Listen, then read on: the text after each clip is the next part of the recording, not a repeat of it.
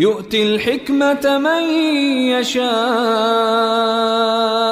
ومن يؤت الحكمة السلام عليكم ورحمة الله وبركاته نحمده ونصلي على رسوله الكريم أما بعد এই দরসে আমরা আলোচনা করব ইলমে হাদিসের মওযু ও গরজ গায়াত ফজিলত এবং তার ইলমি মাকাম নিয়ে। ইলমে হাদিসের মওযু বা আলোচ্য বিষয় কি এই ব্যাপারে উলামায়ে কেরামের মধ্যে ইখতিলাফ রয়েছে। এক নম্বর কওল হলো ইলমে হাদিসের মওযু হলো আকওয়ালুন নবী সাল্লাল্লাহু আলাইহি ওয়াসাল্লাম ওয়া আফআলুহু, রাসূল করিম সাল্লাল্লাহু আলাইহি ওয়াসাল্লামের বাণী ও কথা এবং কাজকর্ম। দুই নম্বর কওল হলো রাসূল করিম সাল্লাল্লাহু আলাইহি ওয়াসাল্লামের হাদিসের মওযু হলো সনদ এবং মতন। তিন নম্বর কওল হলো, এবং এটাই অধিক বিশুদ্ধ মত, আল্লামা কিরমানি রহমাতুল্লাহি আলাইহি বলেছেন ইলমে হাদিসের মওযু হলো জাতুর রাসূল সাল্লাল্লাহু আলাইহি ওয়াসাল্লাম, অর্থাৎ রাসূল করিম সাল্লাল্লাহু আলাইহি ওয়াসাল্লামের পবিত্র সত্তা। এ ব্যাপারে আল্লামা সুয়ুতি রহমাতুল্লাহি আলাইহি তাদরিবুর রাবির মধ্যে বলেন যে আমার উস্তাদ আল্লামা মুহিউদ্দিন কাফিজি রহমাতুল্লাহি আলাইহি আল্লামা কিরমানির উপর আপত্তি করে বলতেন যে জাতুর রসুল এটা কিভাবে ইলমে হাদিসের মওযু হতে পারে। জাতুর রসুল এটা একজন মানুষের দেহ, আর মানুষের দেহ এটা তো ইলমে তিব বা চিকিৎসা বিজ্ঞানের বিষয়বস্তু, সুতরাং জাতুর রসুল ইলমে হাদিসের মওযু হতে পারে না।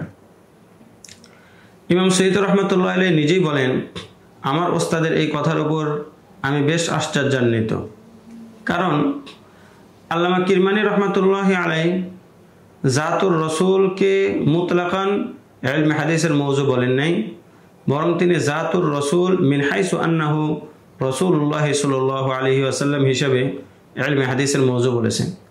অর্থাৎ রাসূল করিম সাল্লাল্লাহু আলাইহি ওয়াসাল্লামের পবিত্র সত্তা একজন রসুল হওয়া হিসাবে ইলমে হাদিসের মওযু বা বিষয়বস্তু। মোট কথা এই ব্যাপারে সবচেয়ে সুন্দর কথা হলো এটা যে মুতলাক ইলমে হাদিসের মওযু হলো জাতুর রসুল মিন হাইসু আন্নাহু রাসূলুল্লাহ সাল্লাল্লাহু আলাইহি ওয়াসাল্লাম। দুই নম্বর ইলমু রিওয়ায়াতিল হাদিস এর মওযু হলো রাসূল করিম সাল্লাল্লাহু আলাইহি ওয়াসাল্লামের আকওয়াল এবং আফআল ও আহওয়াল। তিন নম্বর ইলমু দিরায়াতিল হাদিস এর মওযু বা আলোচ্য বিষয় হলো সনদ এবং মতন। এতক্ষণ পর্যন্ত আমরা ইলমে হাদিসের মওযু নিয়ে আলোচনা করলাম, এখন আমরা গরজ গায়াত নিয়ে আলোচনা করব। ইলমে হাদিস এর গরজ গায়াত বা লক্ষ্য উদ্দেশ্য দুই ধরনের, একটা হলো দুনিয়াবি লক্ষ্য উদ্দেশ্য, আর একটি উখরবি আখিরাতের লক্ষ্য উদ্দেশ্য।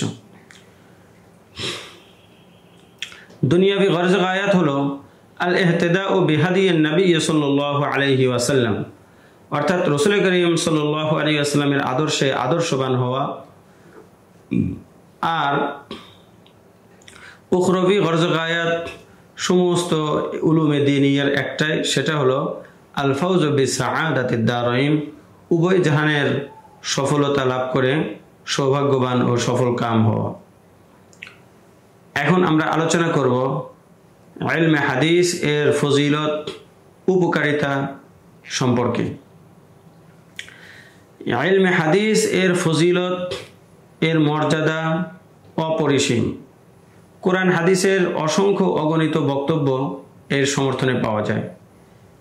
সমস্ত বক্তব্যকে এই সংক্ষিপ্ত পরিসরে এখানে উল্লেখ করা আমাদের উদ্দেশ্যও নয়, সম্ভবও নয়।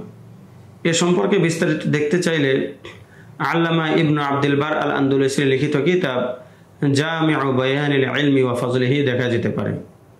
সংক্ষেপে আমরা এতটুকু বলতে পারি, রাসূল করিম সাল্লাল্লাহু আলাইহি ওয়াসাল্লাম বলেছেন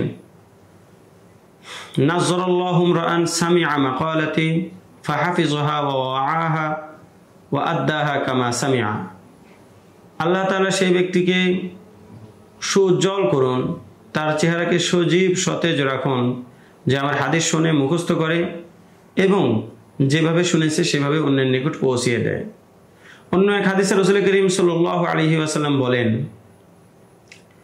মান হাফিজা 40 হাদিসাম মিন আমরি দীনিহা বা'আসাহুল্লাহু ইয়াওমাল কিয়ামাতি ফাকিহান ওয়া কুনতু লাহু ইয়াওমাল কিয়ামাহ শাফিআন ওয়া শাহীদান।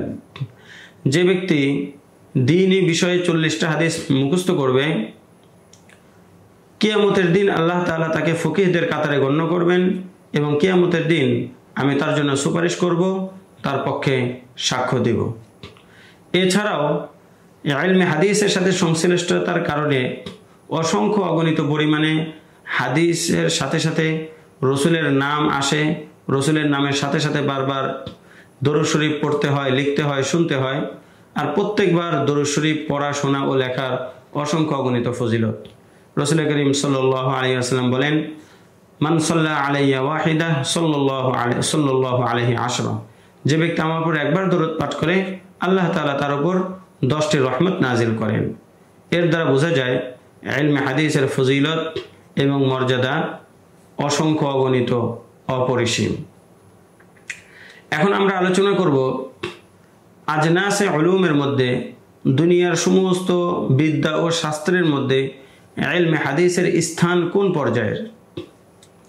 উলামায়ে কেরাম বলেছেন সমস্ত উলুম দুই ভাগে বিভক্ত, উলুমে আকলিয়া, উলুমে নকলিয়া। উলুমে আকলিয়া অর্থাৎ তর্কশাস্ত্র, উলুমে নকলিয়া অর্থাৎ কোরআন হাদিসের জ্ঞান। প্রত্যেকটাই আবার দুই প্রকার। উলুমে আকলিয়া দুই প্রকার, উলুমে আলিয়া আকলিয়া যেমন ফালসাফা। 2 নম্বর উলুমে আলিয়া নকলিয়া। আলিয়া অর্থাৎ সহায়ক ইলম, তো উলুমে আলিয়া নকলিয়া যেমন মান্তিক।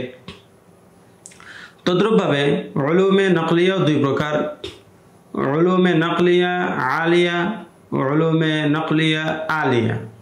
উলুমে নকলিয়া আলিয়া যেমন নাহু, সরফ, বালাগাত, যেগুলোর দ্বারা কোরআন হাদিস বোঝার সহজ হয়।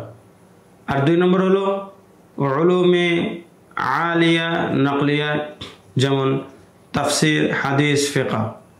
আর এই 4 প্রকারের ইলমের মধ্যে সবচেয়ে শ্রেষ্ঠ ইলম হলো উলুমে আলিয়া নকলিয়া, আর হাদিস এই 4র্থ প্রকারেরই অন্তর্ভুক্ত। সুতরাং বোঝা গেল সমস্ত ইলমের মধ্যে ইলমে হাদিস অত্যন্ত উঁচু মর্যাদার অধিকারী, অত্যন্ত উপকারী একটি ইলম। পরবর্তী দরসে আমরা আলোচনা করব হাদিস এর ওয়াজহে তাসমিয়া সম্পর্কে ইনশাআল্লাহ তাআলা। আসসালামু আলাইকুম ওয়া রাহমাতুল্লাহি ওয়া বারাকাতুহু। ومن يؤت الحكمة فقد أوتي خيرا كثيرا وما يذكر إلا أولو الألباب.